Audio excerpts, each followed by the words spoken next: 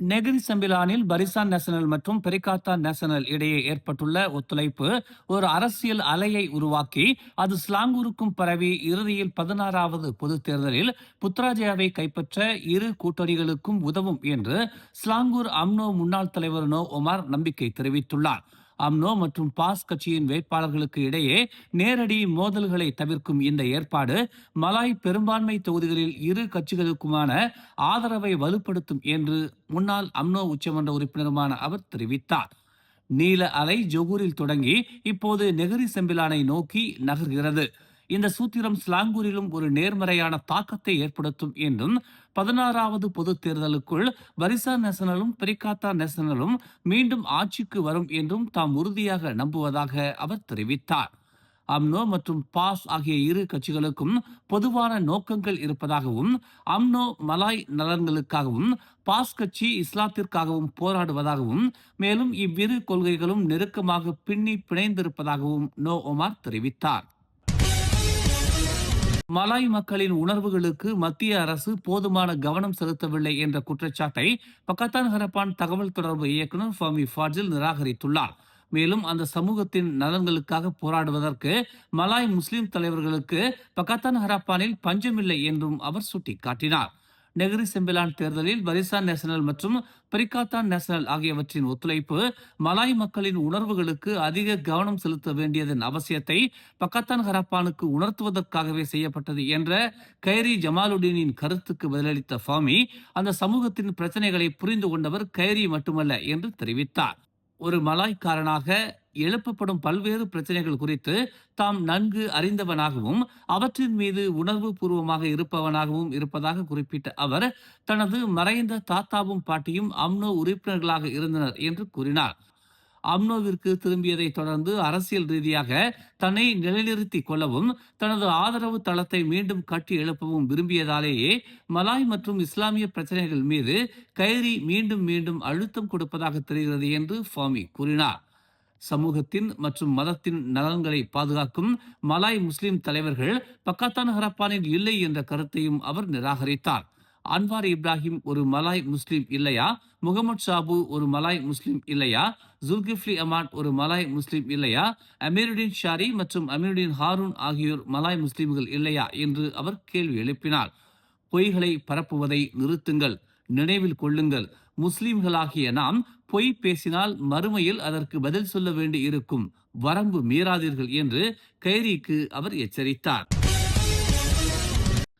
Dataran மெடேக்காவில் நடைபெற்ற 2026 FIFA உலகக்கோப்பை இறுதிப் போட்டியின் நேரடி ஒளிபரப்பை தொடர்ந்து புல்வெளி பகுதிகள் தங்களது தூய்மைப்படுத்தும் பணிகளின் கீழ் வராது என திடக்கழிவு மேலாண்மை நிறுவனமான அலம் புளோரா தெரிவித்துள்ளது. ஸ்பெயின் மற்றும் அர்ஜென்டினா அணிகளுக்கு இடையேயான இறுதிப் போட்டியின் நேரடி ஒளிபரப்பு நேற்று அதிகாலை முடிவடைந்த உடனேயே தங்களது பணியாளர்கள் கழிவு சேகரிப்பு, சாலை சுத்தம் செய்தல் மற்றும் நடைபாதை தூய்மைப்படுத்தும் பணிகளை மேற்கொண்டதாக அந்நிறுவனம் தனது முகநூல் பதிவில் தெரிவித்துள்ளது. பொதுமக்கள் பயன்பாட்டிற்காக சுற்றுப்புறத்தை தூய்மையான, பாதுகாப்பான மற்றும் வசதியான நிலைக்கு மீட்டெடுப்பதை உறுதி செய்வதற்காக நிகழ்விடம் அமைந்துள்ள இடத்தை சுற்றியுள்ள பாதசாரிகள் நடக்கும் வழிகள், சாலைகள் மற்றும் நடைபாதை பகுதிகள் ஆகியவற்றை இந்த தூய்மைப்படுத்தும் பணி உள்ளடக்கியதாக அது தெரிவித்துள்ளது. புல்வெளிகள் மற்றும் கூடாரங்களுக்கு கீழ் உள்ள பகுதிகள் அலம் புளோராவின் தூய்மைப்படுத்தும் பணி வரம்பிற்குள் வராது என்று அது தெரிவித்துள்ளது. முன்னதாக உலகக்கோப்பை இறுதிப் போட்டியை காணவும் கொண்டாடவும் ஆயிரக்கணக்கானோர் கூடியதால் டத்தாரான் மெடேக்கா குப்பைகளால் சிதறி கிடந்ததை காட்டும் படங்கள் சமூக ஊடகங்களில் வைரலாக பரவின. கெடாசிக் பகுதியில் நேற்று 3 வாகனங்கள் சம்பந்தப்பட்ட விபத்தில் ஒருவர் உயிரிழந்தார். மேலும் முன்னாள் சட்டமன்ற உறுப்பினரின் மனைவி உட்பட 2 காயமடைந்தனர். காலை 8 மணிக்கு நடந்த இந்த சம்பவத்தில் கட்டுப்பாட்டை இழந்த டெய்லர் லாரி ஒன்று மோதியதில் வேன் ஓட்டுநர் உயிரிழந்தார். பின்னர் முன்னாள் பெலாண்டிக் சட்டமன்ற உறுப்பினர் தஜுடீன் அப்துல்லாவின் மனைவி நுராசிமா நுவார் பயணித்த எஸ்யூவி வாகனம் அந்த லாரியின் மீது மோதியது. நுராசிமா மற்றும் ஓட்டுநர் லேசான காயங்களுடன் தப்பினர். லாரி ஓட்டுநருக்கு எந்த காயமும் ஏற்படவில்லை. காலை 8:20 மணிக்கு இச்சம்பவம் குறித்து தங்களுக்கு அழைப்பு வந்ததாக கெடா தீயணைப்பு மற்றும் மீட்புத்துறை செயல்பாட்டு பிரிவின் உதவி இயக்குனர் அசார் முகமது தெரிவித்தார். தீயணைப்பு வீரர்கள் வருவதற்கு முன்பே பொதுமக்கள் நொராசிமாவையும் அவரது ஓட்டுநரையும் எஸ்யூவி வாகனத்திலிருந்து வெளியேற்றியதாக அவர் கூறினார். சிக் மருத்துவமனைக்கு கொண்டு செல்லப்படுவதற்கு முன்பு அவசர மருத்துவ பணியாளர்களால் அவர்களுக்கு சிகிச்சை அளிக்கப்பட்டது. வாகனத்தில் சிக்கியிருந்த வேன் ஓட்டுநரை மீட்க தீயணைப்பு வீரர்கள் சிறப்பு உபகரணங்களை பயன்படுத்தியதாக அவர் தெரிவித்தார். சம்பவ இடத்திலேயே அவர் இறந்துவிட்டதை சுகாதார அமைச்சு பணியாளர்கள் உறுதி செய்ததாகவும் மேலதிக நடவடிக்கைக்காக அவரது உடல் காவல்துறையிடம் ஒப்படைக்கப்பட்டதாகவும் அவர் கூறினார்.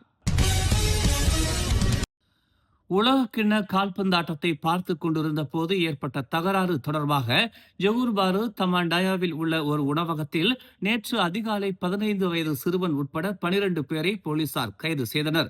சம்பவம் குறித்து போலீசாருக்கு அதிகாலை 5:40 மணிக்கு தகவல் கிடைத்ததாகவும் காலை 10 மணி முதல் 11 மணிக்குள் சந்தேக நபர்களை கைது செய்ததாகவும் ஜொகூர் காவல்துறை தலைவர் அப்துல் ரஹ்மான் ஆசாத் கூறினார்.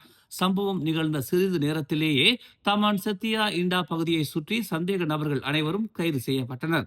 சந்தேக நபர்களில் 3 பேர் குற்றப்பதிவுகள் வைத்திருப்பது சோதனையில் கண்டறியப்பட்டுள்ளதாக அவர் கூறினார். ஸ்பெயினுக்கும் அர்ஜென்டினாவுக்கும் இடையிலான உலகக்கோப்பை இறுதிப் போட்டி திரையிடலின் போது தொடங்கியதாக நம்பப்படும் இச்சண்டை தொடர்பான வீடியோ சமூக ஊடகங்களில் பரவியது குறிப்பிடத்தக்கது. மேலும் செய்திகளை தெரிந்து கொள்ள தமிழ் மலர் இணையதளம், தமிழ் மலர் செயலி மற்றும் மலர் டிவி யூடியூப் சேனலை வலம் வாருங்கள். எங்களோடு இணைந்திருக்க மலர் டிவியை பதிவு செய்து கொள்ளுங்கள். உறவுகள் மகிழ்ந்திட விருப்பம் மற்றும் பகிர்வு சேவையை சொடுக்கிடுங்கள்.